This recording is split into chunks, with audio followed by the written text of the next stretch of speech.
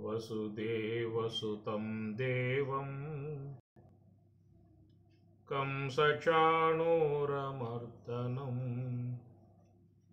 देवकी परमानन्दं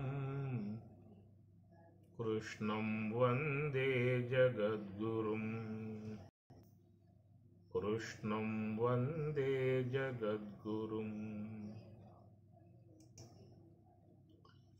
ఆత్మపూజను చేయవలెనండి నరులార మనము, బ్రహ్మయజ్ఞము చేయవలెనండి. బ్రహ్మయజ్ఞము చేయు విధమును బాగుగా తెలియంగవలయును. తెలిసినంతట ఊరకుండగ దీక్షసే సాధించవలయును. ప్రత్యేగాత్మయ యజ్ఞకర్తండి, ఈ ఆత్మపూజకు మంచి శ్రద్ధయే భార్యయౌనండి. స్థూలదేహమే ఇంధనంబగు హృదయమే శ్రీవేదియౌ మరి. రోమజాలమే దర్భయగుచును వెలయుచుండెడి దివ్యమైన ఆత్మపూజను చేయవలెనండి. వేదమే శిఖయౌను చూడండి, ఈ బ్రహ్మనిష్టకు కామమే ఘృతమౌను రేసండి. కోప పశువును పట్టి తపమను అగ్నిలోపల కాల్చివేసియు పరమ పావన శాంతి ధాంతి స్వరూప దక్షిణ కలిగినట్టి ఆత్మపూజను చేయవలెనండి. నరులార మనము బ్రహ్మయజ్ఞము చేయవలెనండి. భగవద్గీత 3వ అధ్యాయము కర్మయోగము. శ్రీ భగవానువాచ లోకేస్మిన్ ద్విధా నిష్ఠా పురా ప్రోక్తా మయా నఘ. జ్ఞానయోగేన సాంఖ్యానాం కర్మయోగేన యోగినాం. యత్ర యోగీశ్వరః కృష్ణః యత్ర పార్థో ధనుర్ధరః. యోగేశ్వరుడు కృష్ణ పరమాత్మల వారు కర్మయోగాన్ని లోకానికి అందిస్తున్నటువంటిది. పురాప్రోక్త, ఇది అనాదిగా వస్తున్నటువంటిదిగా చెబుతున్నమాట. దానికి 4వ అధ్యాయంలో ఉదాహరణగా మనకి వివస్వంతునికి అనగా సూర్య భగవానునికి ముందు బోధించాను అని, ఆ సూర్యుడు మనువుకు బోధించగా మను ఇక్ష్వాకునికి తెలియజేయగా, ఇక్ష్వాక విధానాల్లో గురు పరంపరగా రాజర్షులు గ్రహించిరి అని ఈ ప్రకారంగా స్వామివారు చూడడం జరుగుతుంది. ప్రధానంగా రాజఋషులు అని చెప్పని అన్నారు. దాంట్లో రాజఋషులు, బ్రహ్మఋషులు, దేవర్షులు అని 3 రకాలుగా చెప్పేది పడ్డది. దేవర్షులు అని చెప్పనంటే నారదాది మహానుభావులను దేవర్షులు, దేవలోకంలో ఉండేటువంటి వారిని దేవర్షులు, బృహస్పతి కానీ నారదులు కానీ వీళ్ళందరూ కూడా దేవర్షులు. బ్రహ్మర్షులు, వశిష్ఠాది మహాత్ములందరూ కూడా బ్రహ్మర్షులు.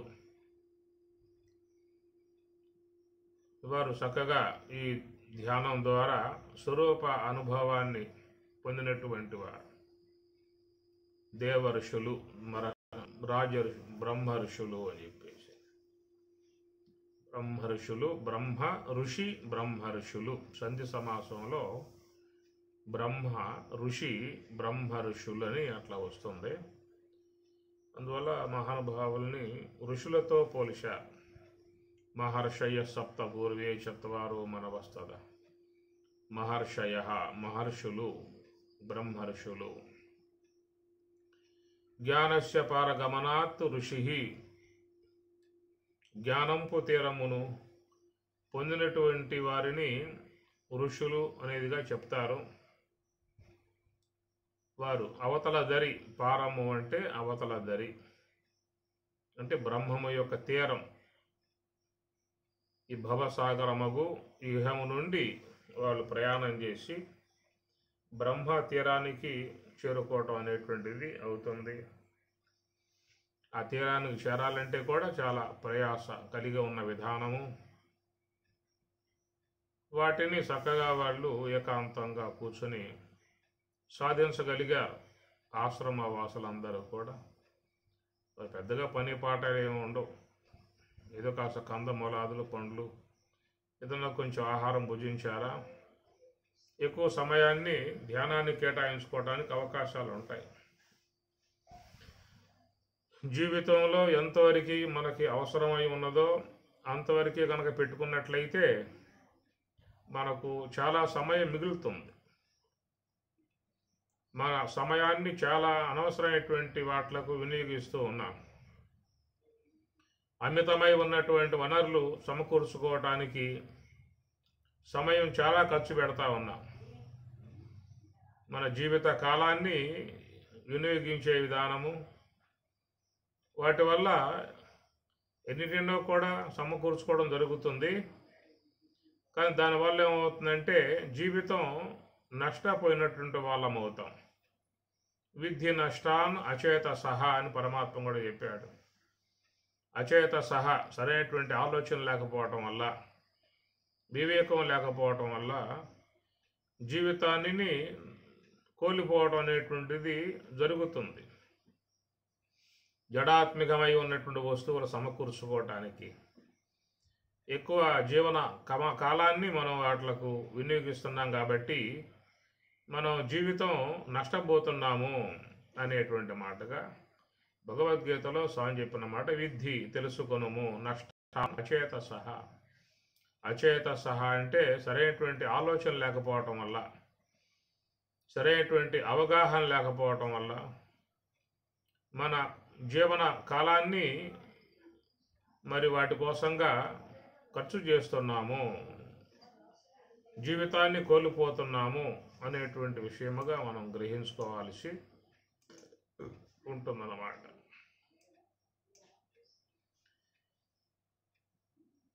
అందుకే మరి పరిమితముగా ఈ ఎంపర్లాట, ఆవే ఇవన్నీ కూడా ఎక్కువ శాతం మనం పెంపొందింపజేసుకోవటం అనేది జరుగుతూ ఉండటం కారణంగా యోగ జీవితాన్ని నష్టపోతూ ఉన్నాము.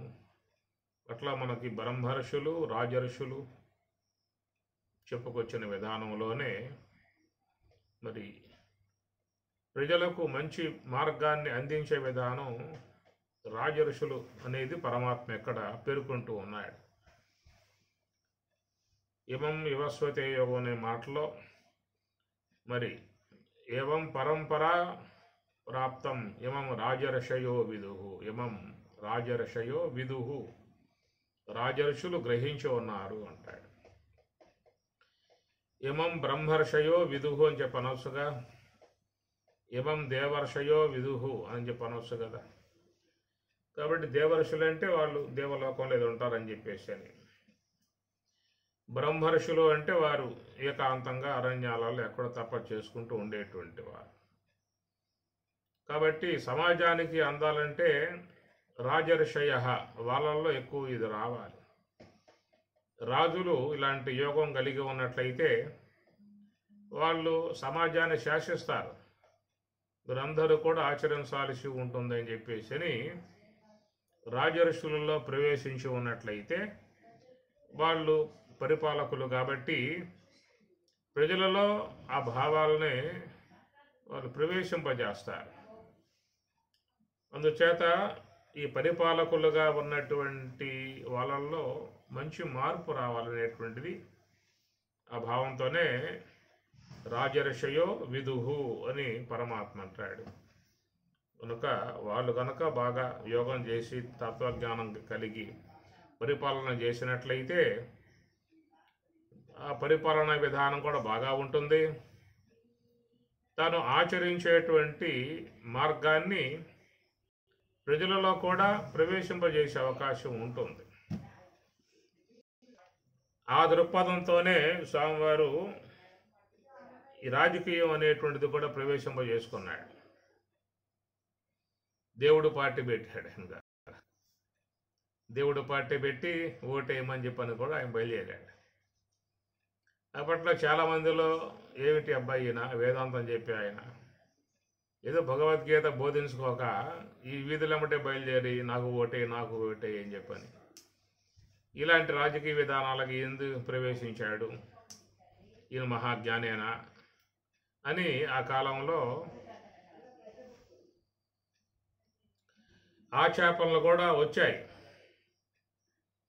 ఎందుకంటే సాధారణంగా వేదాంత జ్ఞానం కలిగి సన్యాస విధానం కలిగి తాత్విక మార్గంలో పోయేటువంటి ఎవరో కూడా ఈ రాజకీయ వాతావరణంలోకి అడుగు పెట్టరు. మనం లోకంలో చూస్తూ ఉన్నాం. కానీ ఏంటంటే ఈ త్వరగా విస్తరించాలంటే ఈ జ్ఞానం యోగం సమాజంలో త్వరగా విస్తరించాలని చెప్పి అన్నట్లయితే పరిపాలనా విధానంలో కనుక రాగలిగితే అది ఒక శాసనం చేయవచ్చు. ఆ శాసనం ద్వారా ప్రజలలో కొంత విస్తృతంగా ప్రవేశింపజేసే అవకాశం ఉంటుంది. ఎక్కడెక్కడికో పోయి బ్యాగులు బొజాన వేసుకుని పోయి పుస్తకాల బొజాన వేసుకుని పోయి ఈ చిన్న గ్రామంలో కూర్చొని తాత్వికం చెప్పడం వల్ల ఏ 10 మంది 20 మంది అంటారు.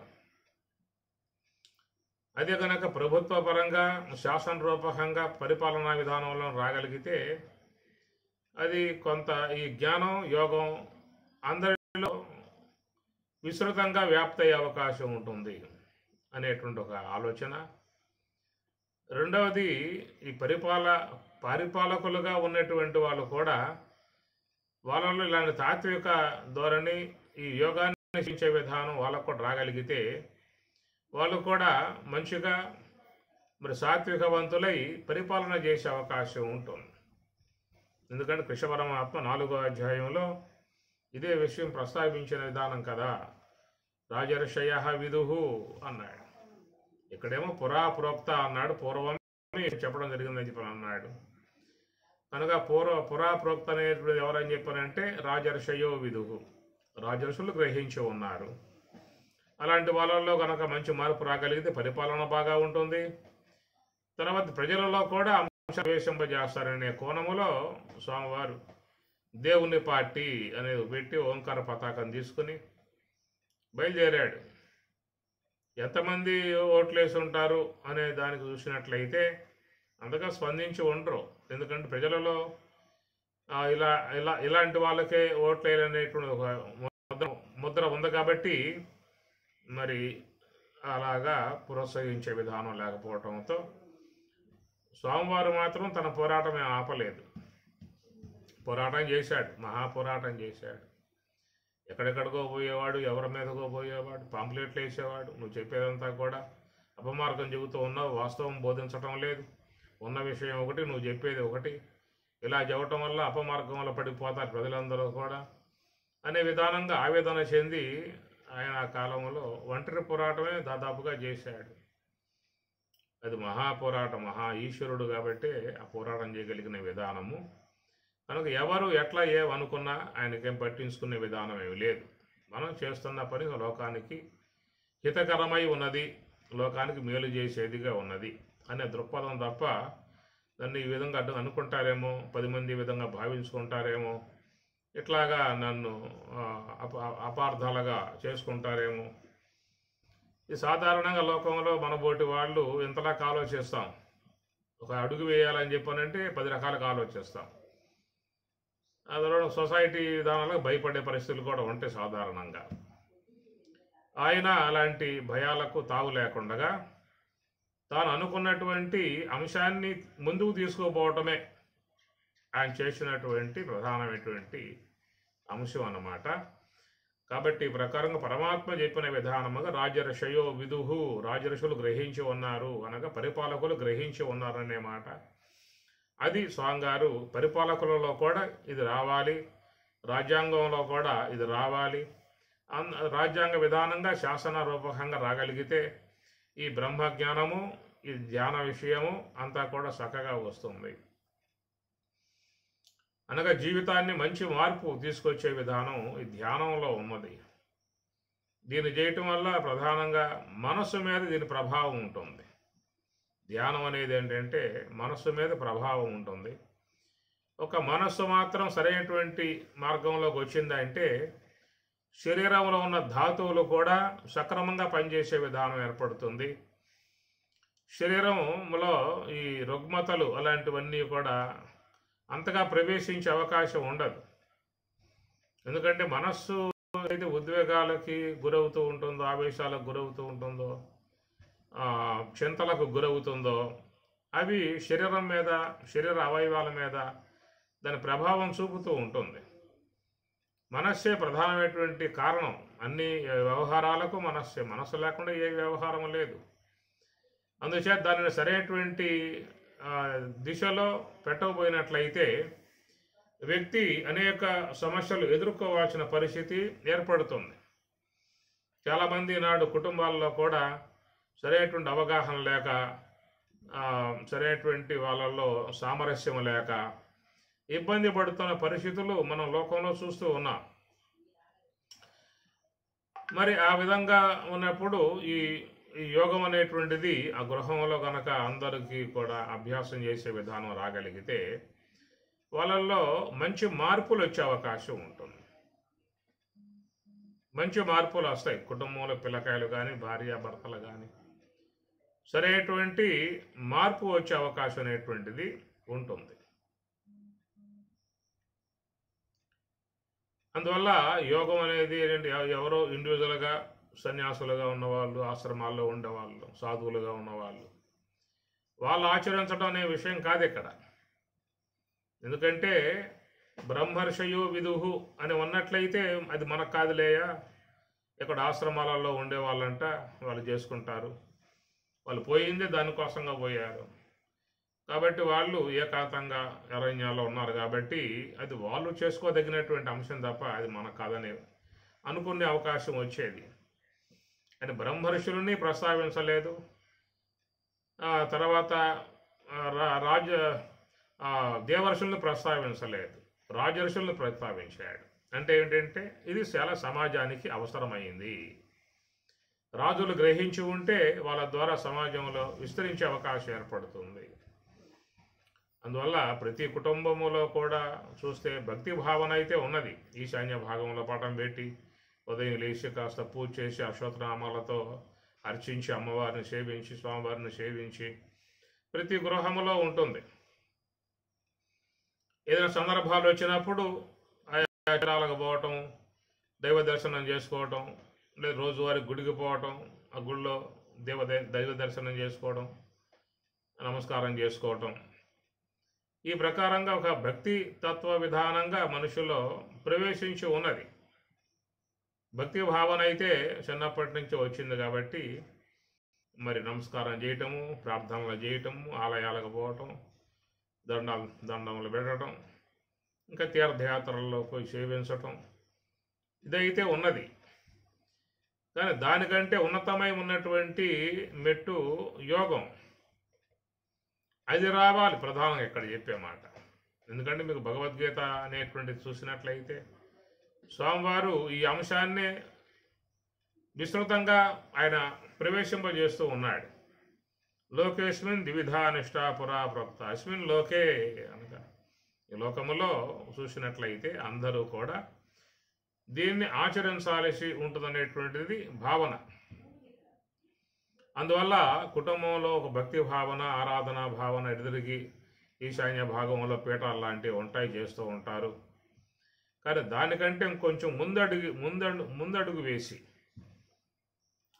కుటుంబంలో ఈ యోగం అనేటువంటి అంశాన్ని ప్రవేశింపజేయగలిగితే వాళ్ళ మైండ్ బాగా సెట్ అయ్యే అవకాశం ఉంటుంది. చిన్నపిల్లల విద్యా విధానములో వాళ్ళ మైండ్ సెట్ కావాలి. అప్పుడే కొంచెం వాడు బాగా మంచిగా ప్రశాంతంగా అధ్యయనం చేస్తాడు, బాగా ఎగ్జామ్ కూడా బాగా రాస్తాడు. ఇంట్లో ఉన్నటువంటి ఆడవాళ్ళు కూడా మరి ఈనాడు చూస్తే ఈ కోడళ్ళకి అత్తలకి పడి సావదు. ఏదో ఒక అంశాల కాడ ఈ గొడవలు వస్తున్నాయి. ఈ గొడవలు రావటం వల్ల ఇంట్లో ఉన్నటువంటి వీళ్ళు బెమ్మేలెత్తిపోతూ ఉంటారు. ఏం చెప్పాలో అర్థం కాదు. ఏమిరా సవట, నీ పిల్ల మాట వింటున్నావు, తల్లి మాట వింటం లేదు అని విధానంగా మాట్లాడుతూ ఉంటే వీడేం చేయాలి చెప్పండి. ఈమె గారు వెనకేసుకొస్తున్నా వాడిని, చెడిపోతున్నాడు వాడని చెప్పని ఆయన్ని ఉతికారేస్తామంటే ఈయనేం చేస్తాడు? ఇది మనం లోకంలో చూస్తూ ఉన్నాం. హలో బయట ఏమా, మీరు వింటున్నారా మాట్లాడుకుంటున్నారా? ఏమి కాబట్టి ఇది మనం గమనించుకోవాల్సినటువంటి అంశము. 3వ అధ్యాయం పరమాత్మ ఎక్కడ తీసుకోవడమే. లోకేస్మిన్ ద్విధా నిష్ఠా పురా ప్రోక్త మయానఘ జ్ఞానయోగేన సాంఖ్యానాం కర్మయోగేన యోగినాం అని ఇట్లా ఒక మంచి యోగతత్వాన్ని జ్ఞానతత్వాన్ని ఆయన తీసుకొస్తున్నాడు అని చెప్పానంటే అది మనం గ్రహించుకోవాల్సిన అంశం. ఏదో ఉపన్యాసంగా చెప్పేసుకున్నామా, దాన్ని ఇంకా వివరంగా విశేషంగా చెప్పేసుకున్నామా అనేది కాకుండా మనకు దగ్గరగా ఉన్నటువంటి అంశాన్ని మనం చూడగలగాలి. ఇది అంతవరకు మనకి ఉపకరిస్తుందో అనే విషయం కూడా ఎవరికి వారు ఆశ పెట్టి చేసుకునే దానంగా చేసుకోవాలి. ఇప్పుడు చెప్పుకున్నట్లుగా రాజర్షులు గ్రహించారు అనే విషయమే కాదు, మరి గృహస్థులు గ్రహించారా అనేటువంటి విషయం అది రావాలి. ప్రతి ఇంటింటా రావాలి. ఇంటింటా ఇప్పుడు చెప్పుకున్నట్లుగా భక్తి భావన వచ్చింది, ఆరాధనా భావన వచ్చింది. ఇంటింట్లో కూడా పూజలు చేస్తూ ఉన్నారు, యజ్ఞాలు చేస్తున్నారు, జపాలు చేస్తూ ఉన్నారు, అనేక రకాలైనవన్నీ కూడా చేస్తూ ఉన్నారు. కానీ యోగం అనేటువంటి అంశం మాత్రం ప్రధానంగా రావాలి. రాగలిగితే అందరూ కూడా మంచిగా ఆరోగ్యపరంగానే ఉంటారు, మానసికంగా కూడా మంచిగా వాళ్ళు ఉండే అవకాశం ఉంటుంది. ఒక విధానం మనం చూడండి, ఇస్లామిక్ వాళ్ళు కేవలం ఒక నమాజుగా చేస్తారు. 6 సార్లుగా వాళ్ళు పెట్టుకుంటారు. రోజు ఆయా సమయాలు వాళ్ళకు ఉన్నాయి. ఆ సమయాల్లో చక్కగా వాళ్ళు కళ్ళు మూసుకుని ఏదో ఆకాశాన్ని చూస్తూ నమాజ్ చేసే ఒక నియమం అన్నమాట. ఒక నియమాన్ని వాళ్ళు పెట్టుకున్నారు. వాళ్ళు మన విగ్రహారాధనలు కానీ ఇవన్నీ కూడా వాళ్ళ దగ్గర లేవు. కేవలం నిరాకారముగా ఉన్న ఓ తత్వాన్ని వాళ్ళు అల్లా కానీ పేరు పెట్టుకుని ఆ విధంగా నిశ్చలంగా కూర్చుంటారు వాళ్ళు. అదే ప్రకారంగా మరి ఈ యోగం అనేటువంటి యొక్క అంశాన్ని తీసుకుని రాగలిగితే చాలా వరకు మంచి మార్పులు పిల్లల్లో కూడా వచ్చే అవకాశం ఉంటుంది. యోగం చూడాలి. ఈనాడు వివాహాలు అనేటువంటివి కూడా ఏవేవో వాళ్ళ జాతకాలు చూస్తారు, అవి చూస్తూ ఇవి చూస్తారు, ఎన్నో చేస్తారు.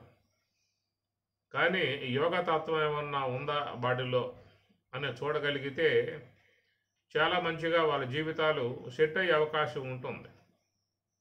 యోగాన్ని శీలించే అలవాటు ప్రతి ఒక్కరిలో కూడా తేగలగాలి. ఈనాడు గురువులు కూడా చాలామంది ఉన్నారు. కానీ వాళ్ళు కూడా ఏమైనా బాహాటంగా దీన్ని ప్రచారం చేస్తున్నారా అని చెప్పానంటే వాళ్ళకే దక్షిణలో అనేటువంటి వాళ్ళకి సంభారాలు, వాళ్ళ ఆశ్రమానికి డెవలప్మెంట్ చేసుకోవడానికి వనరులు, చందాలు, లేకపోతే డొనేషన్లు ఇలాంటి మీద పడ్డారే తప్ప మనకు సనాతనమై ఉన్నటువంటి యోగతత్వాన్ని జ్ఞానాన్ని ప్రబోధించేటువంటి వారు లోకంలో చాలా తక్కువ మంది ఉన్నటువంటి విధానము. అది కూడా కొంతవరకు గ్రహించగలిగినట్లయితే మంచి మార్పు వచ్చే అవకాశం ఏర్పడుతుంది. దీని విషయంలో విస్తృతమైనటువంటి ప్రచారం చేసింది లక్ష్మయ్య గారు. సత్యాన్వేషణ పత్రిక పెట్టి కూడా ఆయన అన్నిట్లో కూడా యోగతత్వాన్నే చెప్పుకొచ్చేటువంటి విధానం చేశారు. మీ స్వామి గ్రంథాలు చూసినట్లయితే మీకు అన్ని చోట్ల ఆయన యోగం చెప్పుకొస్తాడు. ఇదే పుస్తకమే తీసుకోండి మీరు. మొదట నిబోధ, వేద రహస్యాలు, సోహము, గాయత్రి మహామంత్రము, సంభాషణలు, అనుభవముల తారణవము, ఉత్తర గీత, ఇట్లా స్వామి గారు ఎన్నైతే పుస్తకాలు రాశారో వాటిల్లో మీకు దాదాపుగా శ్వాసపై నిఘా, యోగాభ్యాసము, యోగతత్వమే మీకు నడుస్తుంది. మరి ఏ గ్రంథం తీసుకున్నా కానీ మీకు యోగాన్ని గట్టిగా ఆయన ప్రతిపాదన చేస్తూ తీసుకుపోయే విధానం.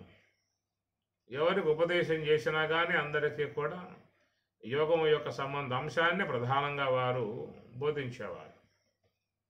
ఇది మనకి సనాతన ధర్మంగా ఉపనిషత్తులు, భగవద్గీత, బ్రహ్మసూత్రాలు బోధించేటువంటి అంశము ఇదే. మన భారతీయులకు మరి ఈ నివృత్తి మార్గంలో ప్రయాణం చేయడానికి తాత్విక విధానంగా వ్యక్తిని పెంపొందింపజేయటానికి మీకు 3 అంశాలు: భగవద్గీత, ఉపనిషత్తులు, బ్రహ్మసూత్రములు. ఈ 3 కూడా ప్రస్థానత్రయం అని పేరు పెట్టారు. ప్రస్థానము అంటే ఏ స్థానానికి పోయిన తర్వాత మరలా ఇక అతడు ఈ భవసాగరంలో పడే విధానం లేకుండా ఉంటుందో దాని మార్గంలో నడిపించే విధానమే మహాప్రస్థానంగా ఈ 3టిని కూడా మనకి అందించిన విధానము భగవద్గీత, ఉపనిషత్తులు, బ్రహ్మసూత్రములు. ఇవి ప్రధానంగా మన జాతికి ఈ అలవాటు చేయించాలి. వీటిని ఏవేవో నానా రకాలై ఉన్నటువంటివన్నిటిని కూడా పెట్టి ఆ మార్గం లాక్కుపోతున్నారే కానీ ఉపనిషత్తులు, భగవద్గీత, బ్రహ్మసూత్రములు ప్రధానంగా ఏర్పాటు చేసినటువంటి అంశాన్ని ఎంతమంది దీన్ని ప్రామాణికంగా తీసుకొని పోతూ ఉన్నారు. శంకరాచార్యుల వారు కూడా ఈ 3టికి భాష్యం రాశారు. వాళ్ళు భగవద్గీత, ఉపనిషత్తులు, బ్రహ్మసూత్రాలకు భాష్యం రాసి లోకానికి అందించాడు. అందువల్ల ఈనాడు గురువులుగా వచ్చేటువంటి ఎవరైతే ఉన్నారో వాళ్ళు విషయాన్ని గమనించుకొని ఈ 3ంటి ఏందే వాళ్ళు దృష్టి పెట్టి దాన్ని బాగా అధ్యయనం చేసి వాటిల్లో ఉన్నటువంటి విషయాలు కనుక అందించుకుంటూ రాగలిగితే చాలామందిలో మంచి అవగాహన, మంచి మార్పు అనేది వచ్చే అవకాశం ఉంటుంది. ఆ దృక్పథం పెట్టుకోవాలి కదా.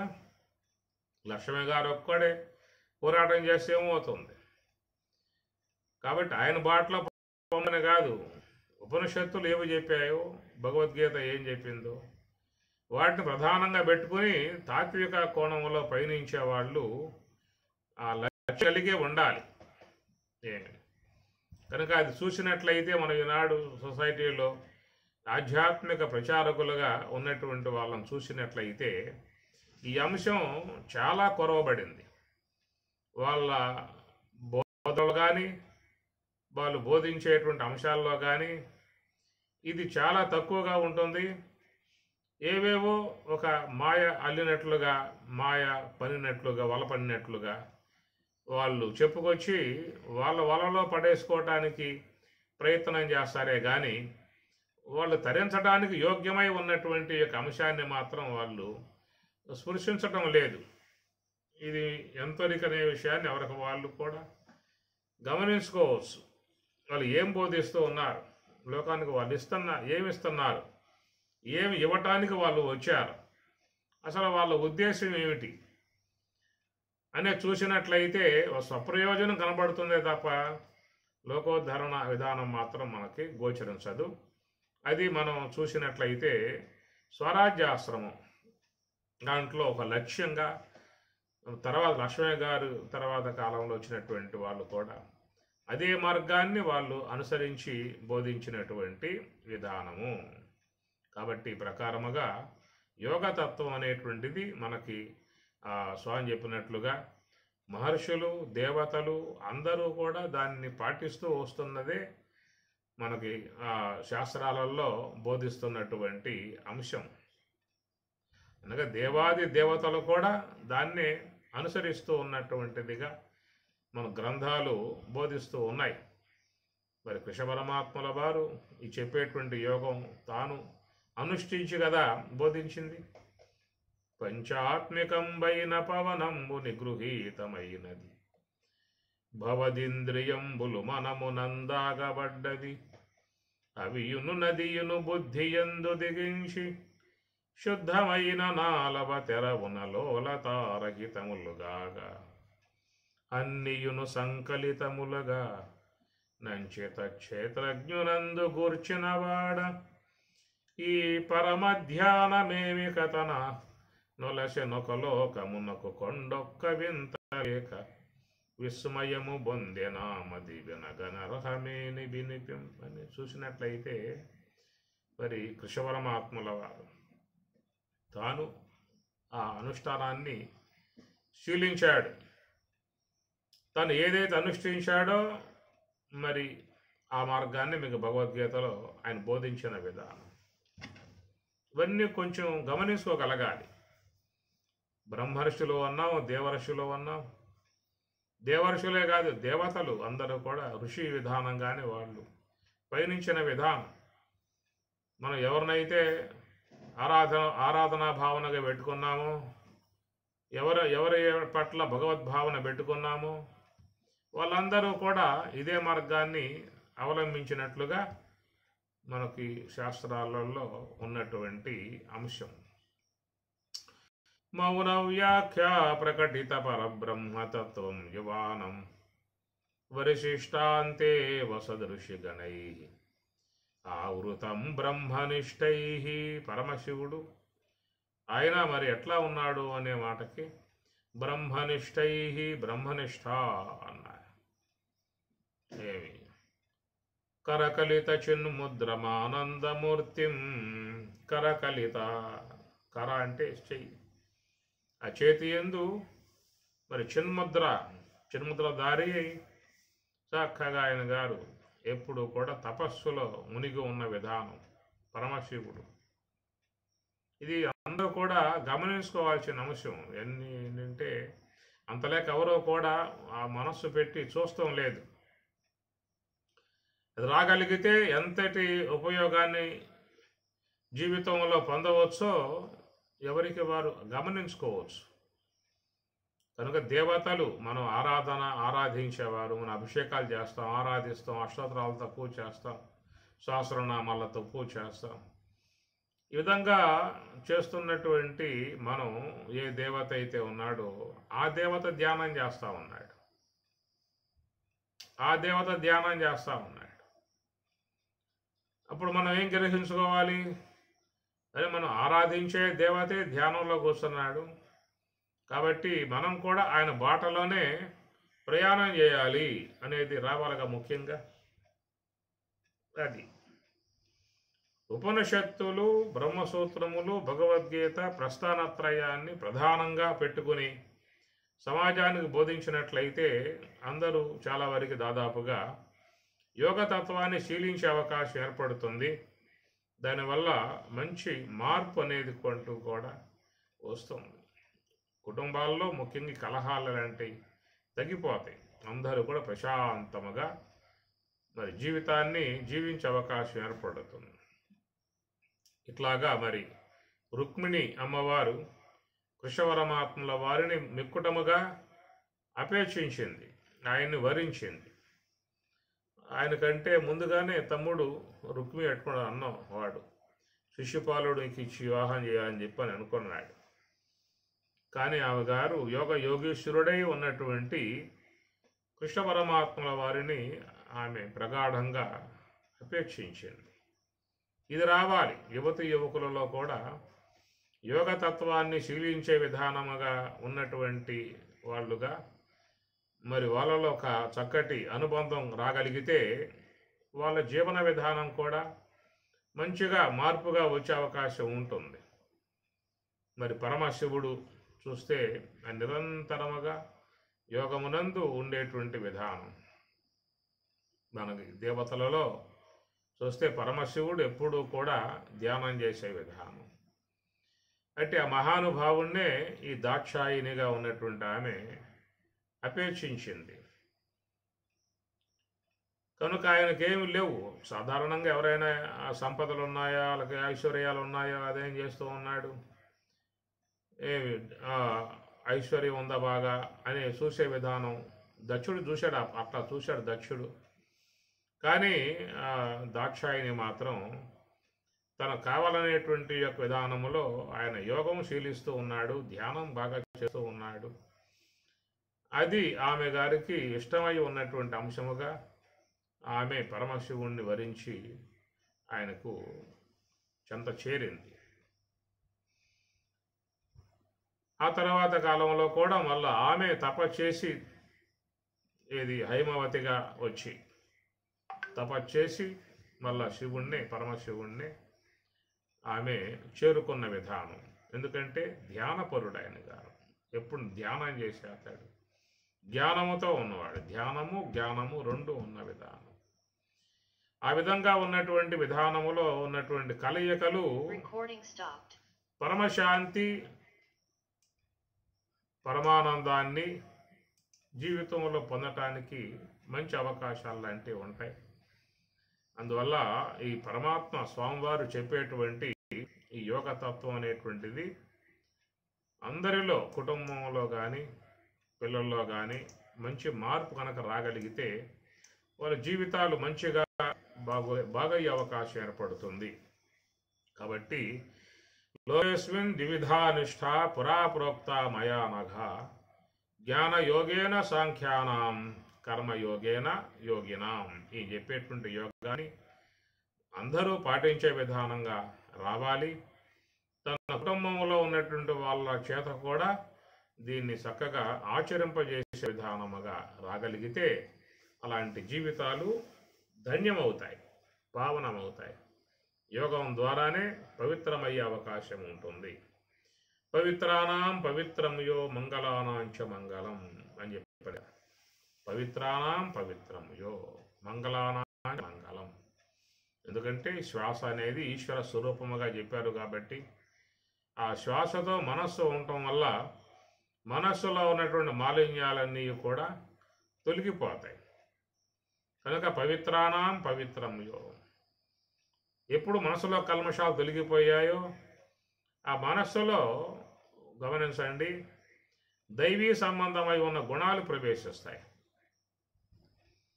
మనస్సు కనుక పవిత్రమైంది అంటే ఆ మనస్సులో దైవీ సంబంధ గుణాలు ప్రవేశిస్తాయి.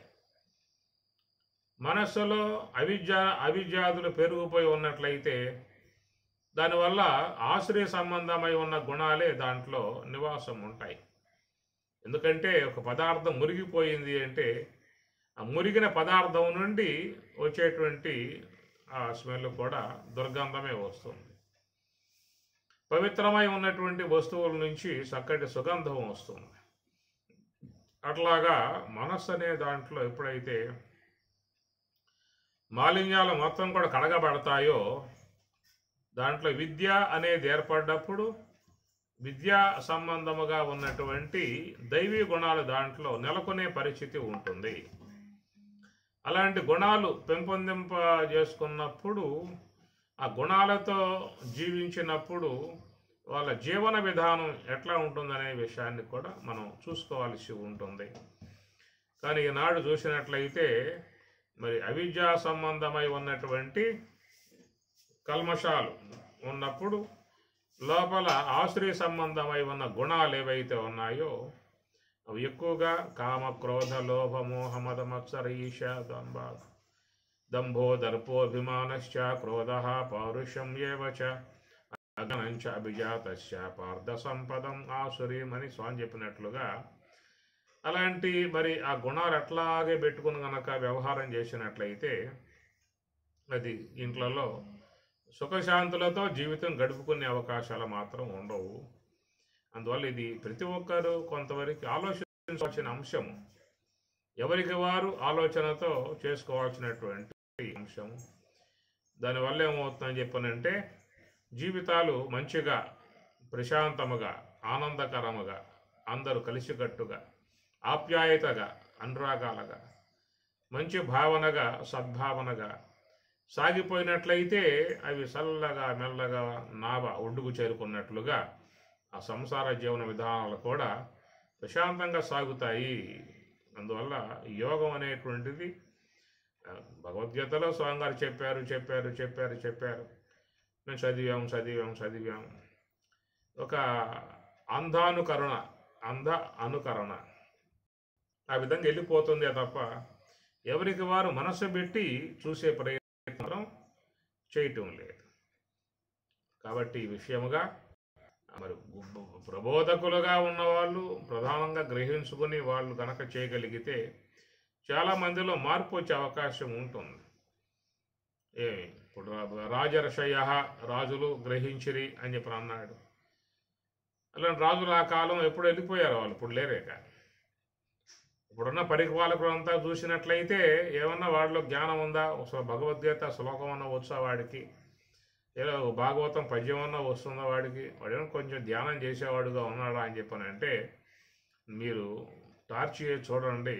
ఈనాడు రాజకీయ నాయకులలో ఒక్కడు కనపడ్డాం, ఎవడబడ్డ రాజకీయ రౌడీజ విధాయకాలుగా ఆ విధంగా తయారైపోయి సొసైటీని కూడా ఆ విధంగా తయారు చేస్తూ ఒక అరాచక పరిపాలనగా లోకంలో ఈనాడు సాగుతుందని చెప్పానంటే భగవద్గీతలో స్వామి చెప్పిన విధానాల నుంచి మరి ఆ పరిపాలకులలో అలాంటి భావాలు లేకపోవడం కారణముగా వాళ్ళకు ఉన్నటువంటి ఆ భావాలే ప్రజలలో కూడా చొచ్చుకుపోయే పరిస్థితులు ఏర్పడుతూ ఉన్నాయి. మా సనాతనమై ఉన్నటువంటి భగవద్గీత యొక్క మార్గాన్ని తీసుకురావాలి, ప్రతి ఒక్కరిలో తీసుకురావాలి. పరిపాలన విధానం రాగలిగేది అందరూ కూడా బాగుపడే అవకాశం ఏర్పడుతుంది. సరే, పరమాత్మ ఎంతో ఆవేదనగా భగవద్గీతలు అన్ని అధ్యాయాలు దాదాపుగా యోగము యోగము యోగం అనే పేరు పెట్టి చెప్పుకుంటూ పోయాడు. కర్మయోగం, జ్ఞానయోగం, ఆత్మ సంయమ యోగం, విజ్ఞాన యోగం, అక్షర పరబ్రహ్మ యోగం, రాజవిద్య రాజయోగం, ఎక్కడ పడ్డా మొత్తం యోగం యోగం యోగ మహిమగా చెప్పుకొచ్చాడు. ఆ యోగానికి ఉన్నటువంటి ప్రాముఖ్యత అంత ఉన్నది. అది దాన్ని ఎవడు చూస్తున్నాడు? ఏదో దాన్ని చదివేటప్పుడు ఆ పాదాలు ఉచ్చారణ చేసి వెళ్ళిపోవడమే తప్ప అది జీవితంలో ఒక అన్వయ రూపకంగా తీసుకొచ్చేటువంటి విధానం ఎవరికున్నది? అది గమనించుకోవాల్సిన అంశము. నాడు లోకంలో చాలామంది ఉన్న ప్రబోధకులు కూడా వాళ్ళు పబ్బం కప్పుకోవటానికి గడుపుకోవటానికి ఏదో తతంగా చేస్తున్న విధానమే కానీ వాళ్ళు నిజాయితీగా అసలు విషయాన్ని అవగాహన చేసుకుని అవలోకన చేసుకుని దానిని మంచి మార్గంగా ప్రజలకి అందించే విధానంగా చేసేవాళ్ళు కూడా చాలామంది లేరు.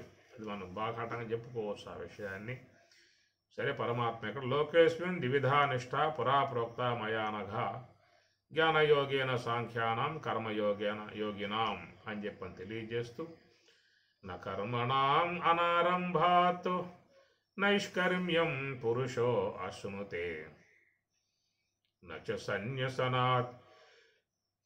సన్యసనాత్యేవ సిద్ధిం సం అధిగచ్చతి. న కర్మణాం అనారంభాత్ నైష్కర్మ్యం పురుషః అశ్నుతే. పురుషుడు నైష్కర్మ్యం మోక్షమును నా అశ్నుతే పొందలేకుండా ఉన్నాడు. పొందకపోవడం కారణం ఏంటయ్యా అంటే కర్మణాం అనారంభాత్, కర్మలను ఆరంభింపక చేయకపోవడం కారణముగా వాళ్ళు నైష్కర్మ్య ప్రాప్తిని పొందలేకుండా ఉన్నారు. దాని మీద చాలామంది చెప్పిన అంశము, ఎవరైతే కర్మలను ఫలాపేక్ష రహితముగా ఆచరించారో వారు మోక్షాన్ని పొందటం అనేది సాధ్యపడదు అన్నారు. నచ సన్యసనాత్ ఏవ సిద్ధిం సం అధిగచ్చతి. నచ సన్యసనాత్, కేవలం సన్యాసం చేత కూడా సిద్ధిని నా సం అధిగచ్చతి, వాడు పొందలేకుండా ఉన్నాడు అన్నాడు. కాబట్టి ఈ ప్రకారంగా ఈ శ్లోకానికి కూడా చాలామంది తమ గ్రంథాలలో అర్థాలు రాస్తూ కూడా ఈ విషయాన్ని అందరూ అందించిన విధానము, ఎవరైతే కర్మలు ఆచరిస్తూ ఉన్నారో వాళ్ళు ఫలాపేక్ష రహితముగా కనుక ఆచరించకపోయినట్లయితే వాళ్ళకి నైష్కర్మ్య ప్రాప్తి, మోక్షం అనేటువంటిది లభించే అవకాశం లేదు. ఇది కూడా నైష్కర్మ్య ప్రాప్తికి అవరోధముగా ఉన్నటువంటి అంశమే.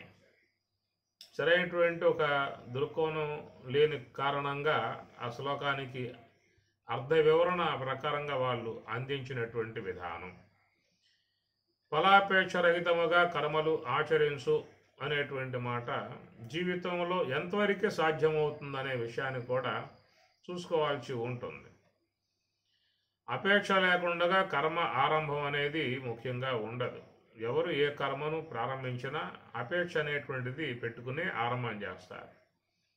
ఫలాపేక్ష రహితముగా కర్మలు ఆచరించకపోతే మోక్షం లభించదు అనేటువంటి మాటకి ఎట్టి పొంతనా లేదు. కర్మలు ఆచరిస్తే మోక్షం వచ్చేదిగా ఉన్నట్లయితే మరి పైన స్వామివారు యోగం ఎందుకు ఏమన్నాడు? లోకేస్మిన్ ద్విధా నిష్ఠ పురా ప్రోక్తామయ పూర్వమే చెప్పిన యోగాన్ని జ్ఞానయోగేన సాంఖ్యానం, సాంఖ్యులకు జ్ఞానయోగము చేత, యోగులకు కర్మయోగము చేత అనేటువంటి విధానంగా ఎందుకు చెప్పాల్సి వచ్చింది? కేవలం ఫలాపేక్ష రహితముగా కర్మలు ఆచరిస్తే వాళ్ళకి నైష్కర్మ్య ప్రాప్తి మోక్షం వచ్చేదిగా ఉన్నప్పుడు ఇక పై శ్లోకం ఆయన చెప్పాల్సిన అవసరం ఏంది? ఈ తర్వాత శ్లోకాలలో కూడా యోగ ప్రస్తావన తేవాల్సిన అవసరం లేదు.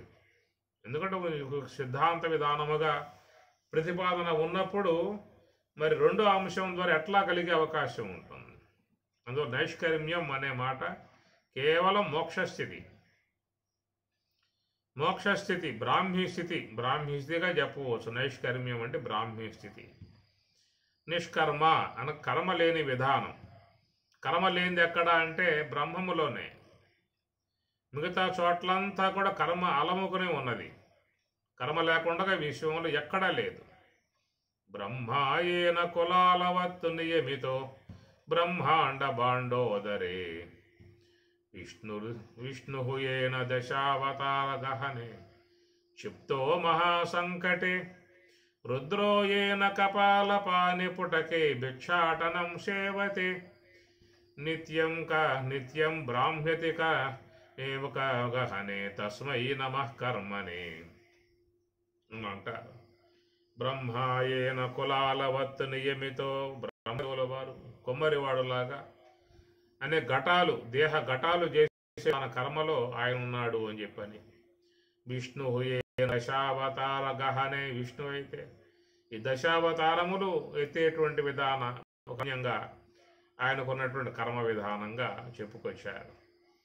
రుద్రోయేన కపాలపాని పుటకే రుద్రుడు కపాల పట్టుకుని భిక్షాటనం అని నిత్యం బ్రాహ్మ్యతి నిత్యమే గగనే తస్మై నమః కర్మనే అని చెప్పని ఆయన కర్మకు నమస్కారం చేశాడు.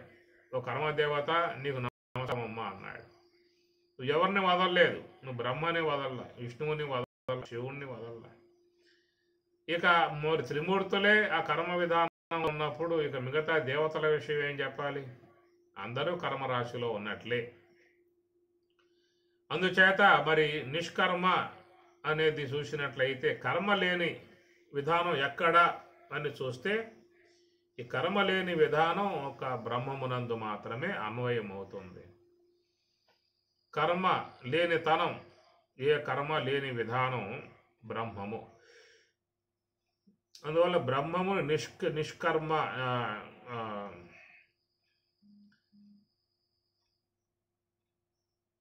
నిష్కర్మ స్వరూపం.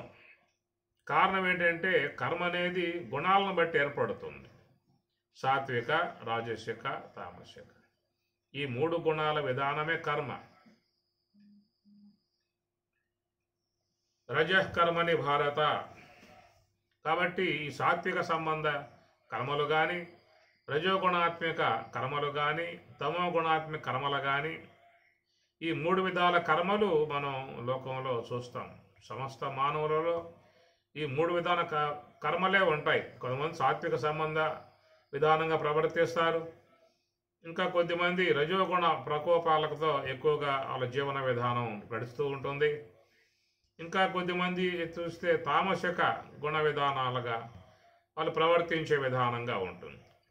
సాత్విక సంబంధ ప్రవృత్తులు, రజోగుణ సంబంధ ప్రవృత్తులు, తమోగుణ సంబంధ ప్రవృత్తులు. కాబట్టి వృత్తులు అనేటువంటివన్నీ కూడా గుణాలను బట్టి ఏర్పడుతాయి. కాబట్టి గుణైహి కర్మ అని చెప్పి అన్నారు.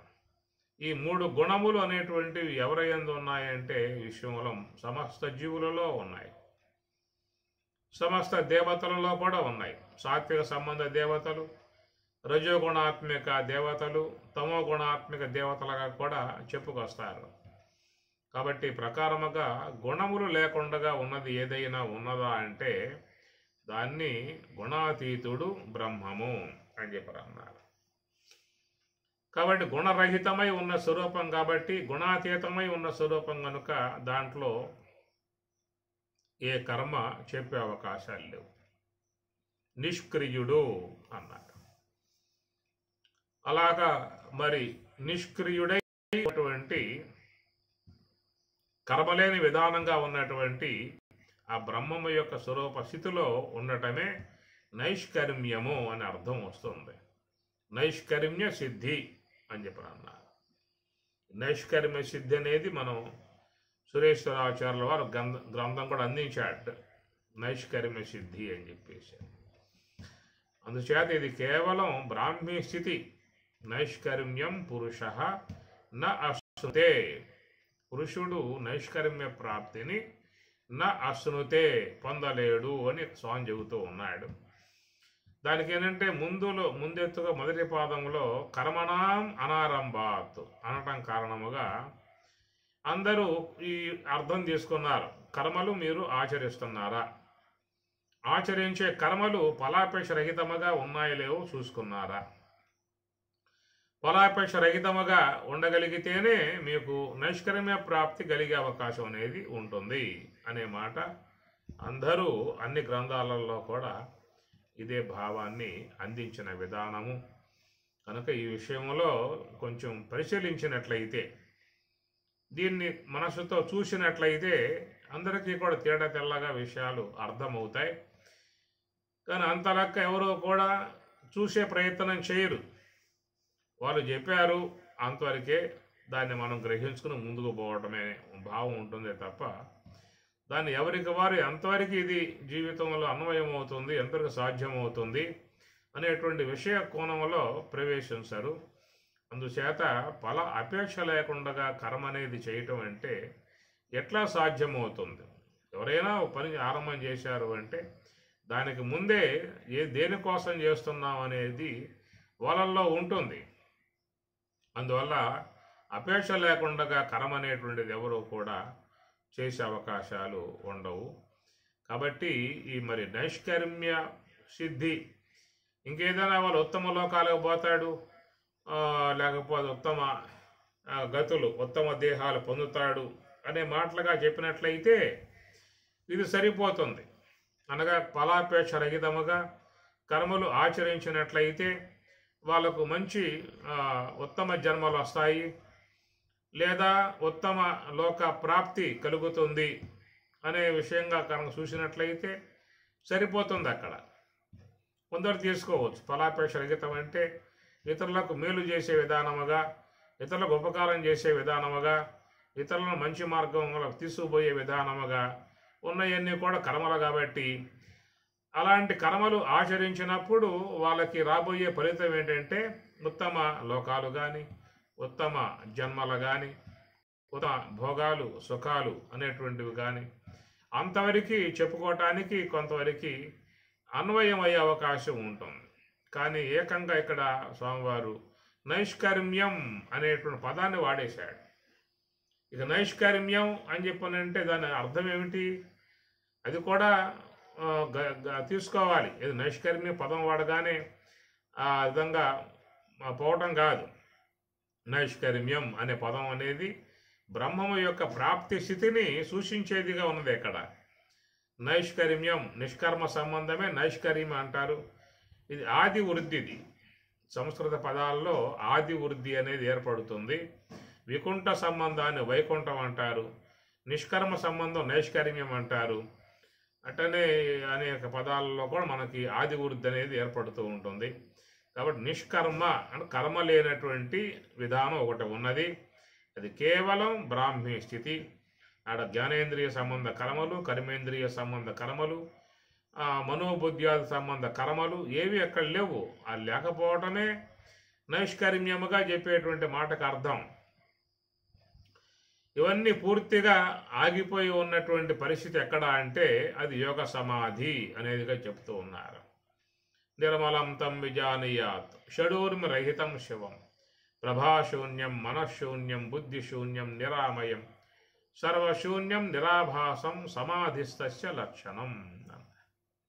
అది సమాధి లక్షణంగా చెప్పినప్పుడు మనఃశూన్యం, బుద్ధిశూన్యం, నిరామయం, జ్ఞానేంద్రియములు, కర్మేంద్రియములు, అంతరేంద్రియములు, మనస్సు, బుద్ధి అన్నీ కూడా ఎక్కడైతే పని చేయటం అనేది లేదో దాన్ని సమాధిస్తస్య లక్షణం, సమాధి యొక్క లక్షణము అన్నారు. కాబట్టి ఆ పని చేయకుండా ఉన్నటువంటి ఆ స్థితినే ఇక్కడ ఈయన గారు నైష్కర్మ్యం అనే పదం వాడారు.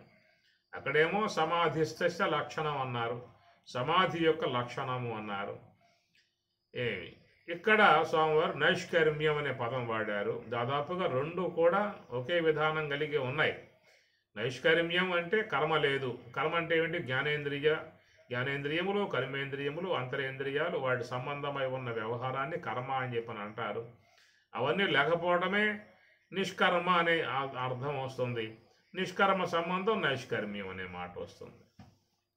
కాబట్టి ప్రకారముగా మరి ఏ కర్మ లేకుండా ఉన్నటువంటి బ్రాహ్మీ స్థితి అనేటువంటిది ఫలాపేక్షరహితముగా కర్మలు ఆచరిస్తే అది ప్రాప్తిస్తుంది అనేటువంటి ఈ మాటకు, ఆ ప్రాప్తి యొక్క స్థానానికి రెండింటికి కూడా మీకు పొందిక అన్వయం అనేటువంటిది కుదరని విధానం. ఎందుకంటే ఓ పక్కేమో ఫలాపేక్ష కర్మలు ఆచరించు అని చెప్పి అన్న, అది ఆచరిస్తే నీకు కర్మ లేనటువంటి విధానం కలుగుతుంది, నైష్కర్మ్య స్థితి అని చెప్పని అంటూ ఉన్నారు. రెండింటికి కూడా ఒక పొంతం లేని విధానముగా కనబడుతూ ఉన్నది.